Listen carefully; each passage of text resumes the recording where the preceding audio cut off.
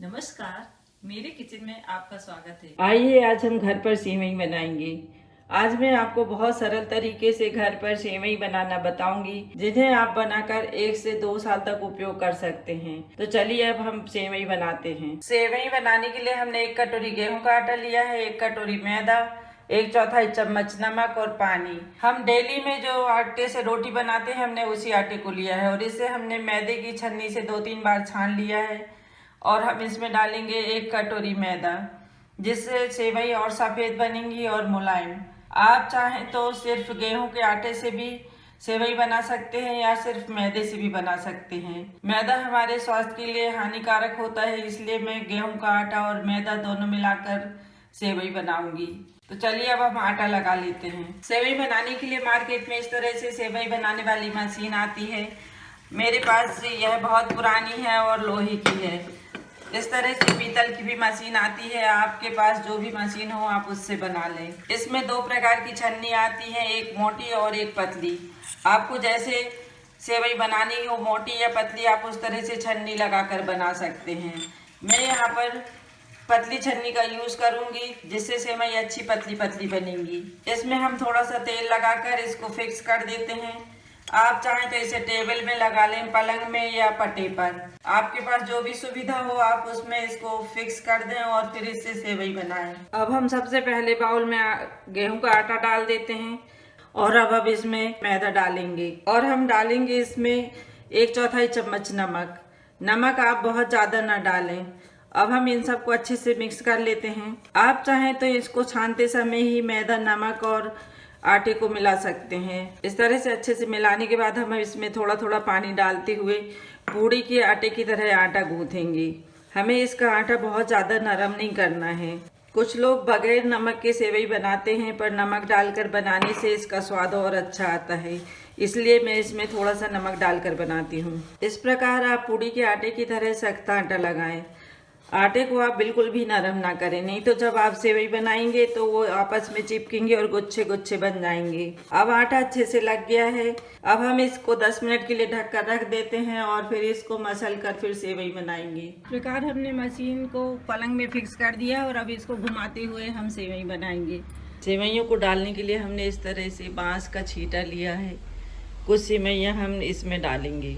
सेवई को डालने के लिए हमने एक पटिए पर इस तरह से कपड़ा बिछा लिया है। अब हम इसमें सेवइयाँ बना के इस तरह से डालते जाएंगे। हमें इसमें इस तरह से फंसाना है जिससे यह इससे लटकी रहे।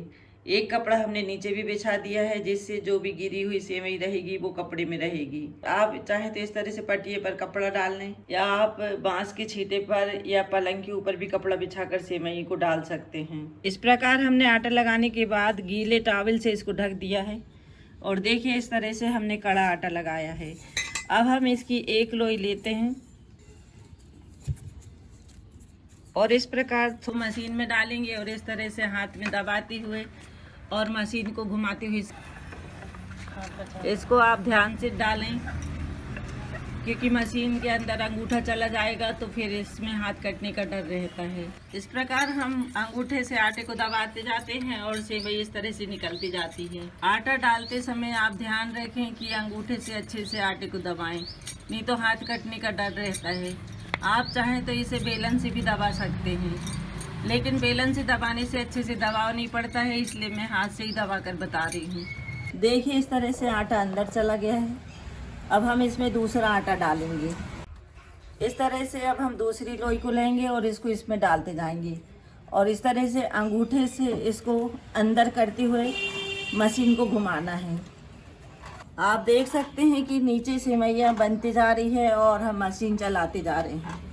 आप किसी और की हेल्प लेकर इसको बना सकते हैं, अकेले में बनाना इसको थोड़ा मुश्किल होता है। इसी प्रकार देखिए हमने किस तरह से सेवइयाँ की मशीन फंसा कर रखी है और यहीं पर बगल में फ़ैन रखा है और सेवइयाँ बनाते समय हम फ़ैन चालू कर लेते हैं, जिससे यह आपस में नहीं चिपकती है। आप इस तरह से फ़ैन ज़रूर चलाएं, या फिर आपके पास अगर टेबल फैन नहीं है तो आप इस तरह से पंखे से भी हवा कर सकते हैं, जिससे सेवइयाँ बनाना बहुत ही आसान हो जाता है। यह एक एक अलग अलग रहती हैं और आपस में चिपकती नहीं हैं। देखिए आप इस तरह से सेवइयाँ बनती जा रही हैं। अब हम पंखे को ऑन कर देते हैं। जिससे यह चिपकेंगी नहीं। इस तरह से 2 मिनट के लिए आप पंखा चलाएं, जिससे सेवइयाँ अच्छे से अलग अलग रहेंगी। और अब देखिए ये भी एकदम अलग अलग हो चुकी हैं। इस तरह से हम इनको हाथ पे पकड़ेंगे और इस प्रकार इनको डालते जाएंगे। हमने इस तरह से कपड़ा बिछा कर रखा है और हमने इसी तरह से सेवइयों को डाल के रखा है। इस प्रकार आपको हाथ पे फंसाते हुए सेवइयों को तोड़ना है और इस तरह से ले जाकर आपको इस तरह से कपड़े में फैलाना है। छोटी छोटी बातों का ध्यान रखकर आप सेवइयाँ बनाएंगे तो यह बहुत अच्छी बनेंगी। अब यह बन चुकी है, देखिए आप नीचे तक लंबी हो गई हैं। अब हम इनको इस तरह से उंगलियों में फंसाते हुए और इस प्रकार बांस के बर्तन में डालेंगे। फिर से हम यहाँ आएंगे, उंगलियों से इनको तोड़ेंगे और इस तरह से फैलाते जाएंगे। आप देख सकते हैं हमने बनाने के बाद किस तरह से इनको डाला है। आप चाहें तो इस प्रकार कपड़ा फैलाकर भी नीचे भी सेवइयों को डाल सकते हैं। आप देख सकते हैं हमने इस प्रकार सारी सेवइयां बना ली हैं और इस तरह से कपड़े में इनको डालकर धूप में सूखने रख दिया है। और कुछ सेवई को हमने देखिए इस तरह से कपड़ा डालकर और उस तरह से फैलाया है। आप चाहें तो इस तरह से पलंग या कुर्सी पर भी कपड़ा फैलाकर डाल सकते हैं, या आपके पास इस तरह से बांस का बर्तन हो तो आप इसमें भी इसको फैलाकर सुखा सकते हैं। हमने एक एक करके बहुत सारी सेवइयाँ बना ली हैं, आप भी इसी प्रकार बनाएं। आप देख सकते हैं कितनी अच्छी एक एक सेवइयाँ अलग अलग हो रही हैं। अब हम इनको 1 दिन की धूप दिखाएंगे। सेवई को बनाने के बाद हमने इनको 1 दिन की तेज धूप में सुखा लिया है और सेवई में कहीं कहीं पर इस तरह से लच्छे बन गए थे, इनको हमने निकाल कर अलग कर दिया है और इस तरह से इनको बारीक टुकड़ों में कर लिया है। यह अच्छे से सूख चुकी हैं। अब हम इन्हें एयर टाइट डिब्बे में भर कर रख लेंगे। इस तरह से आप भी सेवई बनाएं और इनको 2 से 3 साल तक उपयोग कर सकते हैं। सेवई को आप खीर बना सकते हैं, मीठी सेवई बना सकते हैं, इसका उपमा बना सकते हैं और मैगी की तरह भी आप बच्चों को बनाकर खिला सकते हैं। आशा करती हूँ आपको मेरा ये वीडियो ज़रूर पसंद आएगा।